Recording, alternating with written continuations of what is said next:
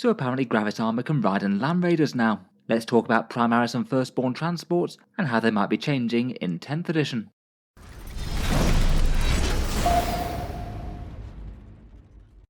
Hello and welcome back to Warspecs Tactics, where today I thought we'd dig a bit deeper on a little teaser that Games Workshop put out last week, basically giving us a very heavy hint that Primaris and Firstborn transport restrictions would be going away. It looks like the chapters might have finally pragmatically decided to share their motor pool. The teaser that they'd shared was at the end of one of their other articles, basically confirming some previous suspicions from some people. They were basically saying that for their next article, we'll be answering the age-old question, why shouldn't aggressors ride in a Land Raider? I mean, technically that's not 100% confirmed, but I've got a sneaking suspicion that they probably wouldn't just write that and then give us a short article as to why Gravis Marines can't fit in Land Raiders, though I guess they get some points for trolling us there. It basically confirms that at least some Primaris are getting de-restricted. It sounds like if we can get aggressors in a Land Raider, we'll probably be able to get intercessors in there as well. And if they're going to go down the route of de-restricting the Land Raider, I'd be kinda surprised if they didn't do similar for things like the Rhino, Impulsor and Drop Pod, and all of those could have some really interesting implications for Space Marine units. It was already looking like this was going to be pretty likely, given that they'd revealed those Terminators that were confirmed to be neither fully Primaris nor fully Firstborn. Without having any distinction, it seemed pretty likely that they'd also be able to ride in things like Repulsors, much in the same way as Gravis Marines can at the moment. My guess is that we'll get a preview article sometime next week that goes over transports in a bit more detail. It is one of the rules areas that we don't know that much about at the moment. They've got some firing points, but the Rhino datasheet that they showed off the other day was maybe a little bit lacking in full details. We don't know how many models it can hold or anything. Currently though, the way it works in Warhammer 40k is that Primaris and Firstborn transports basically can't mix. Intercessors and Friends are locked to things like Impulsors and Repulsors, whereas Tactical Marines could go in things like Drop Pods, Land Raiders, Rhinos and Razorbacks. It always felt like a bit of an arbitrary divide, basically Games Workshop keeping their new and old Marine ranges separate. I get that with introduction of new units into chapters, there'd probably be a bit of a divide initially, but it doesn't really seem to make too much sense to me that they wouldn't share their motor pool. It just doesn't seem very pragmatic that things like Land Raiders would refuse things like Blade Guard Veterans entry just because of the type of armour they're wearing. It certainly didn't really seem to be that size was the issue, even if Primaris are a tiny bit taller. If Land Raiders could hold Terminators, it kinda makes sense that they'd be able to hold Intercessors as well. To my knowledge, I think it was just the Forge World Thunderhawk that was de-restricted. That's a transport for ridiculously enormous 40k games. Kind of iconic just to Space Marines in general, so it would seem a bit sad if they couldn't deploy with Thunderhawk gunships just because they're Primaris Marines. I guess you could say the same might be true of Drop Pods though. Again, it's an iconic way that Space Marines make war. In general, this kind of adds to the teasers that Primaris versus Firstborn might become a bit more of a lore and modelling thing, as opposed to a major core rules thing. With only 6 stratagems that are going to be unique for Space Marines and their Gladius Strike Force, I'd be highly surprised if anything was entirely locked to just Primaris models. It would just seem a bit of a waste of a stratagem if we had transhuman physiology only locked to them. The Terminators certainly feel like something new, neither one nor the other. Kind of means that there's not going to be an 100% clear divide with keywords, as they represent both. I guess the only major preview that we've had against this would be this Primaris Lieutenant list of units that they can join. His list of units that he can join are only Primaris Mark 10 units. From the list that we've had previewed, there's no indication that he could say join a tactical squad, which does strike me as maybe a little bit on the odd side. If Games Workshop are going to try and make the divide less painful, it'd be strange to lose vehicle transport restrictions and then to arbitrarily gain a whole bunch of character restrictions, just depending on whether the model's in old school Mark 7 or 8 armor or the new Mark 10. This list might well be an incomplete list though, given that it doesn't list Desolation squads, which I'd kind of expect to be on here. It might be that the Firstborn units are included, but are just missing at this point. Just while we're on it, I still suspect that the 2 attack points are probably the Primaris with Flamers and the Primaris with combi weapons that we saw in the teaser trailer. Perhaps the bit of this that most interested me though were which possible combos could be most interesting for putting Firstborn units in Primaris transports and the other way round. Obviously the rules are really quite up in the air at the moment, we have no idea what's going to be strong in 10th edition. We've had a few stats teasers, but nothing more than that. In general though, for the most part, transports either tend to get good if they're just really quite efficient in their own right, and then might allow a slower unit to get where they need to be just as a side effect, or say if you've got a fragile but very dangerous squad to hide behind a transport, then the extra speed and protection can be a good idea. They can be pretty handy just for cheap durable transports for troops as well. Sometimes it can just be a lot more annoying to remove a transport with a troop squad inside it rather than just one or the other. It often just means that you have to attack things in sequence, and that can cause shooting problems for your opponent, say if they don't quite destroy the transport before the next squad needs to shoot, meaning that they need to waste all their shooting gunning down the transport before the squad is forced to disembark. First up, Land Raiders and Repulsors are going to be the biggest and most generalist ones, likely able to transport everything like Terminators and Gravis armor.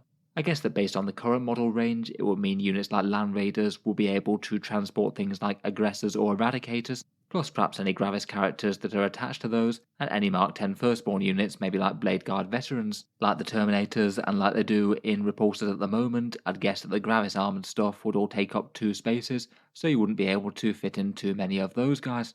At least on paper, I kind of feel like Aggressors might be quite a good fit, really quite close range firepower and assault. If you can get them close to the enemy and get a full round of damage out of them, they generally tend to be pretty vicious. And it looked like from their recent rules preview that their Boltstorm gauntlets aren't assault weapons anymore, so you wouldn't be able to advance and shoot them as far as we know.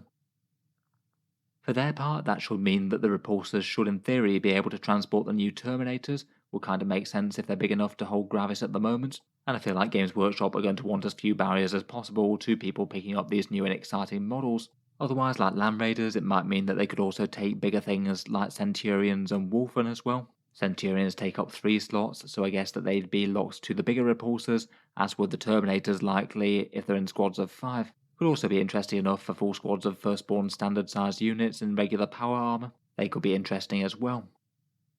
Whether or not any of these actually wind up being good combos though is certainly a lot less certain. In general, Land Raiders and Repulsors with transport things inside them just don't have a massive history of being particularly strong in game. Generally the most common successful transports tend to be things that are at least relatively cheap and dedicated towards their main role. Perhaps minimal guns and things, and a good focus on speed and durability. That way they can be completely focused towards their role and not have to do any heavy lifting themselves to justify their inclusion.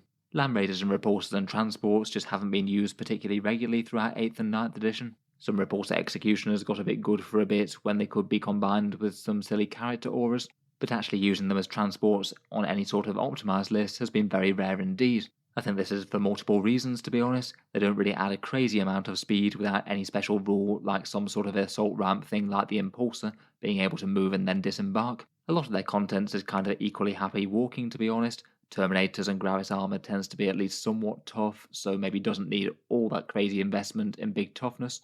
And certainly for 9th edition, Land Raiders and Repulsors just haven't been very points effective in terms of damage output for their cost, making them a bit niche.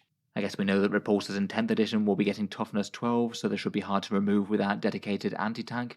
And if Repulsors are toughness 12, I wouldn't be surprised if Land Raiders are at least that, if not maybe more. I think something like an assault ram or some sort of move out of combat and still fire rule will be pretty excellent for the Land Raider. It's always had that problem where you just trundle it towards the enemy, and then they might tie it up with a chaff unit and ruin all its guns, forcing them to fire at suboptimal targets.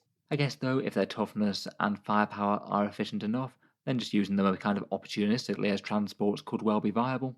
I'm sure a lot of people would be very keen to have some Land Raiders full of Terminators or Aggressors rumbling towards the enemy lines and disgorging some armoured bodies into the fray. Just feels very Space Marine. Otherwise though, we've got things like Rhinos, Impulsors and Drop Pods. I think that the Rhino could be really quite an interesting choice for a bunch of different Primaris units, to be honest. At the moment they get by with the Impulsor, which I think maybe feels like a bit more of a premium transport, a bit more akin to the Razorback compared with the Rhino, only 6 transport slots, and you often want to invest a bit more in it, either for the shield dome or the extra guns. The Rhino's quite nice just as a cheap bare bones transport that transports 10. We know that the new Rhino's got toughness 9 and is going to be pretty durable against small arms now. I feel like it could be a fairly interesting choice for things like Blade Guard or Assault Intercessors maybe. I think Blade Guard would be a nice choice to use it as a bit of a battlefield bunker to assault out of it, if the rules for transports are conducive to that in 10th. And I think that Assault Intercessors would do pretty well in it as well. Again, that's a nice cheap transport to get them where they need to be, and then have extra objective control when they move on to points. I guess maybe Hellblasters could be interesting enough, hiding within it and then jumping out to unleash some plasma death. I strongly suspect that it wouldn't be able to carry Gravis Marines, much in the same way that the Impulsor can't. I feel like Rhinos could be interesting enough for Primaris if they're efficient. I do sort of wonder if at some points they might rethink the amount of models it can transport though. Rhinos have always transported 10 Space Marines back into a long time ago. but that number's always felt just a little bit at odds with the model's scaling, in that there just isn't really quite enough room to fit that many Space Marines in the model. Quite a lot of Warhammer vehicles and things maybe don't have amazingly good scaling like that, but on the Rhino I think it's just a bit more apparent than most. Kind of hard to see how you'd fit regular sized Space Marines into it of that number, unless you were cramming them on top of each other like sardines, let alone the more chunky and bulky Primaris. It is definitely a bit of an abstraction. I'd be kind of surprised if they did change the transport capacity for the Rhino, and it would be a bit annoying to be honest. I can't help but think it might feel just a little bit like a clown car though, if you get 10 Hellblasters out, and the combined mass of all those Space Marines looks about the same as the entire Rhino put together.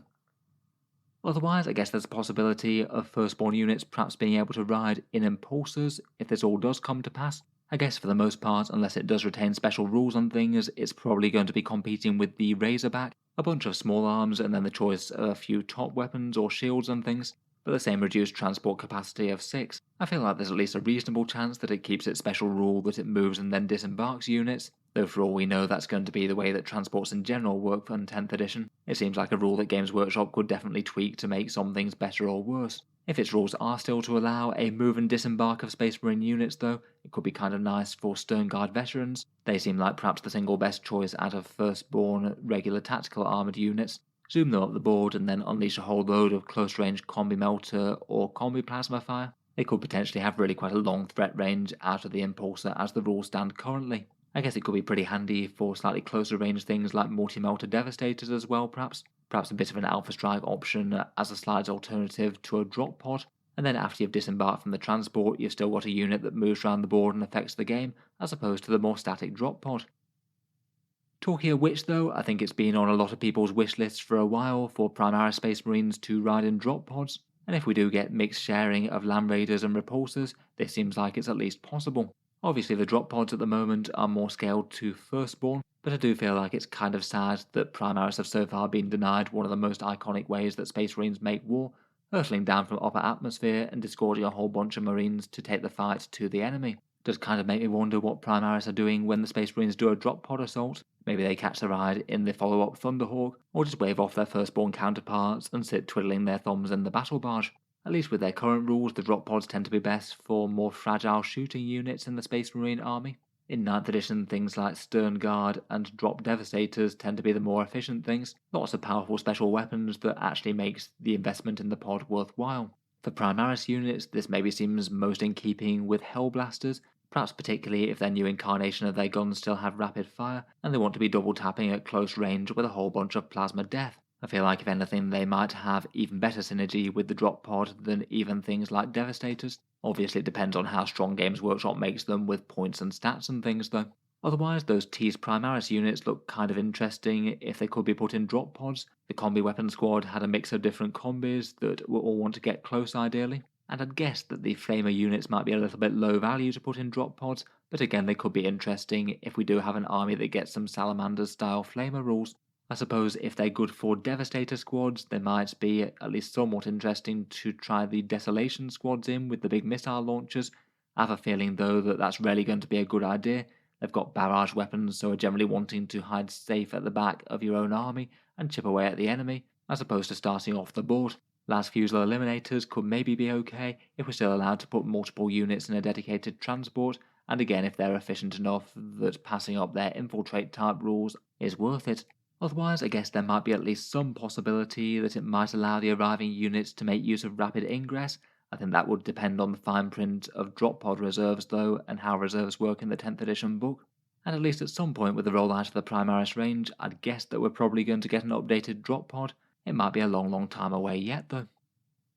In any case, I hope you've enjoyed a short exploration of what sort of things transport de-restrictions might look like. If GW follows through with these rules, let me know what sort of units you'd be tempted to mix around if the restrictions for the Primaris and Firstborn transports were lifted. If you've enjoyed the video, then feel free to subscribe to Auspex Tactics, where I'll certainly keep up with Games Workshop's news and 10th edition content. I guess we'll have some sort of preview article for this showing up sometime next week.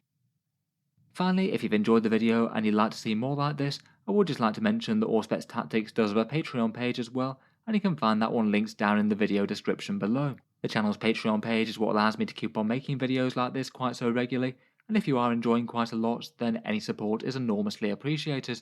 Channel patrons do get a fair few advantages, seeing certain videos early, regular votes to see what sort of things happen next on the channel, and automatic entry into the regular prize giveaways with a chance to win some big model kits each month. If any of that sounds good to you, or you'd just like to help support, the link is down in the video description. In any case, a massive thank you for listening, and I'll hope to see you guys next time.